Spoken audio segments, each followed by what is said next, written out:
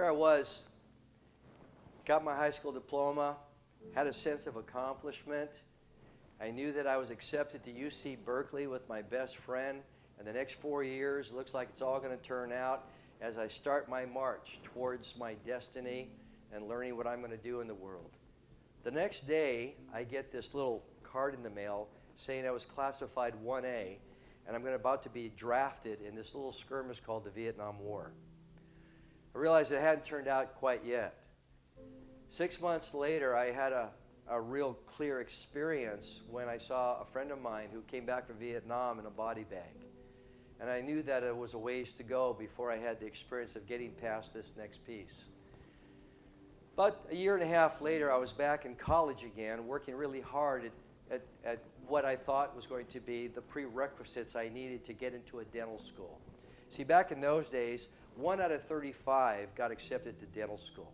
I figured it's going to turn out as soon as I get accepted to dental school. Then, it's a cakewalk after that, because now I'm in. I got accepted to 2 dental schools, decided to go to UCLA. First day of class, I'm sitting there all excited, sense of accomplishment. The dean's up there to give his welcome speech to 160 of us in class. First thing out of his mouth, I want to welcome you here to UCLA, but I must let you know that out of all of you here, 20% of you are going to fail before your second year. I guess it hasn't all turned out yet. The motivational speech kind of hit home. And I knew that it wasn't going to turn out until I got out of dental school. And I was blessed with the ability to have a good memory, get through everything, score high. I graduated 6 months early, got my diploma. Now I'm a doctor, ready to go to work. Found myself 2 weeks later, you're hired at my first interview. A huge clinic I was hired at, going to take care of all of their kids. A dream come true. So while I am there, I figured, you know what? This business of when's it going to all turn out? I need to find out from a master what the secrets are to having this sense that it's finally all turned out. So I looked for the most successful, what everybody said is the most promising dentist out of all 36 doctors that work there. We'll call him Dr. Gill. I said, Dr. Gill, I want to go out and have a beer with you tonight, man. I want to find out what your secret is. He goes, sure. So I'm sitting down with this guy across the table, and I asked him, if you could tell anybody anything about what your secret is to success in this profession. I've been out of school for 2 weeks.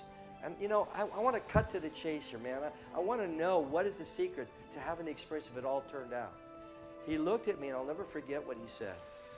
He said, Jeff, get out of the business. That's not exactly what I wanted to hear. 2 weeks out of school, after 8 years of working hard, and the guy who everybody said was the most successful guy to follow was telling me to escape, to go the other direction. Driving home that night, I got kind of depressed. I felt like, where do I go? And I remember I reflected back to another story I want to share with you. You see, my father had a small sausage factory. And I used to get to know my dad when we were making sausage together at this small family-owned business. And I remember that one day while we were working at the sausage factory, my dad would always say, in 5 more years, it's all going to turn out, Jeff, because I'm going to basically get one of those recreational vehicles and take Mom and travel all over the country. And I never forgot how excited he was. He looked like a little kid dreaming about what it was going to be to him to have it all turn out. And I would tell him, Dad, I said, you own your own business. Why don't you do it now? Why don't you go for it? Just go ahead and rent one of those and take Mom and go. We could take care of this place for you. And then he'd give me all the excuses why he couldn't get away, why he really to take on the responsibility. And, in 5 more years, about a week later, I found myself hearing the same story. That in 5 more years. And he didn't realize, he was repeating himself week after week, fantasizing and dreaming about his version about when it's all going to turn out. Now, the hit of that story is about 3.5 years later, my father died suddenly of a heart attack at the age of 49 years old. And one of the things that I remember sitting there realizing that he never got to get that trip. He never had to experience or get to have Mom with him as he traveled all over the country. When I drove home that night after meeting with Dr. Gill and reflecting back on my dad, I had a conversation with myself that maybe I don't need to look to the outside world for when it turns out.